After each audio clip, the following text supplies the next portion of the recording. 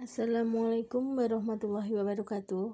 Kami dari kelompok 1 akan mempresentasikan tugas kami, tugas Bahasa Indonesia Dasar, dengan judul Sejarah Kedudukan dan Fungsi Bahasa Indonesia.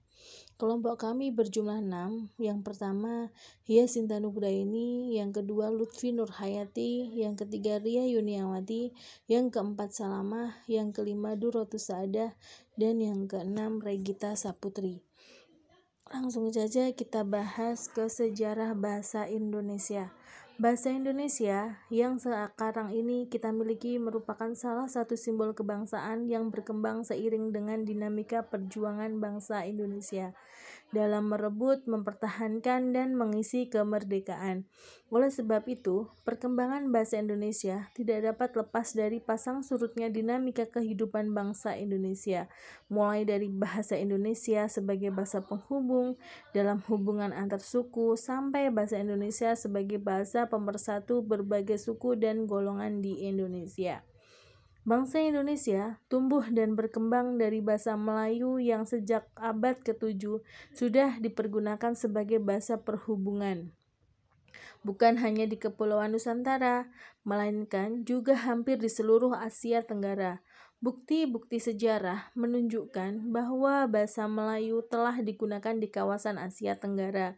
Digunakannya bahasa Melayu kuno dalam prasasti Kedukan Bukit pada 683 Masehi, Talang Tuo 684 Masehi, Kota Kapur 686 Masehi, dan Karangbrahi Brangka tahun 688 Masehi.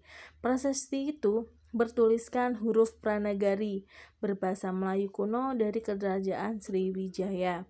Bahasa Melayu kuno itu tidak hanya dipakai pada zaman Sriwijaya, tetapi ditemukan prasasti lain seperti Gandasuli pada 832 Masehi dan Bogor 942 Masehi.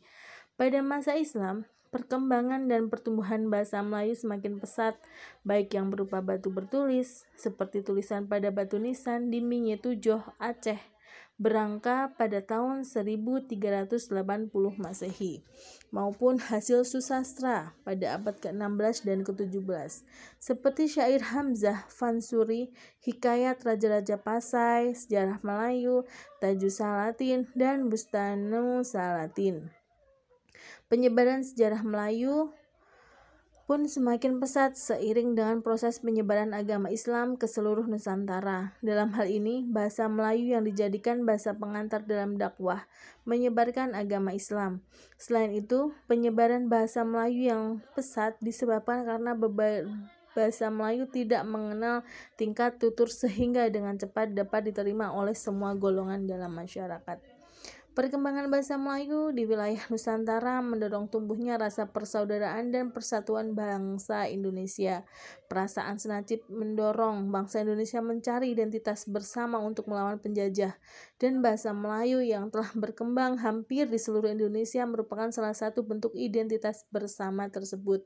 Perwujudan dari keinginan akan identitas-identitas kebangsaan itu mencapai puncaknya pada Kongres Pemuda kedua di Jakarta pada tanggal 28 Oktober 1928 yang sering kita kenal dengan Sumpah Pemuda. Pada saat itu, para pemuda dari berbagai pelosok Nusantara berkumpul dalam kerapatan pemuda dan berikrar sebagai berikut. 1. Bertumpah darah yang satu tanah Indonesia. 2. Berbangsa yang satu bangsa Indonesia. Dan ketiga, menjunjung bahasa persatuan bahasa Indonesia. Kita masuk materi yang kedudukan dan fungsi bahasa Indonesia. Kedudukan bahasa Indonesia sebagai bahasa nasional dan bahasa negara memiliki kedudukan sangat penting yang tercantum di dalam Sumpah Pemuda yang kedua dan pasal 36 Undang-Undang Dasar 1945. Maka bahasa Indonesia diakui sebagai bahasa kebangsaan yang menjadi salah satu simbol nasionalisme Indonesia. Bahasa Indonesia mempunyai kedudukan sebagai bahasa nasional dan bahasa resmi. Di antaranya, 1. Bahasa nasional. Bahasa Indonesia berfungsi sebagai berikut. Yang pertama, lambang identitas nasional. Yang kedua, lambang kebanggaan nasional. Yang ketiga, sarana pemersatu nasional. Dan yang keempat, sarana perhubungan antar budaya dan antar daerah. Bahasa negara atau bahasa resmi Negara Kesatuan Republik Indonesia. Penentuan bahasa Indonesia sebagai bahasa resmi negara di Indonesia disebabkan beberapa faktor. Yang pertama, bahasa tersebut dikenal dan dikuasai oleh sebagian besar 10 penduduk negara itu. Yang kedua, secara geografis, bahasa tersebut lebih menyeluruh penyebarannya.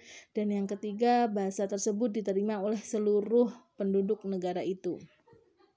Dalam hasil perumusan seminar politik bahasa nasional yang diselenggarakan di Jakarta pada tanggal 25 sampai 28 Februari 1975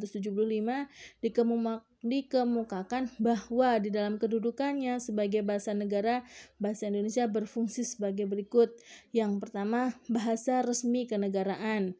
Yang kedua, bahasa pengantar resmi pendidikan. Yang ketiga, bahasa resmi untuk kepentingan perencanaan dan melaksanakan pembangunan nasional serta kepentingan pemerintah.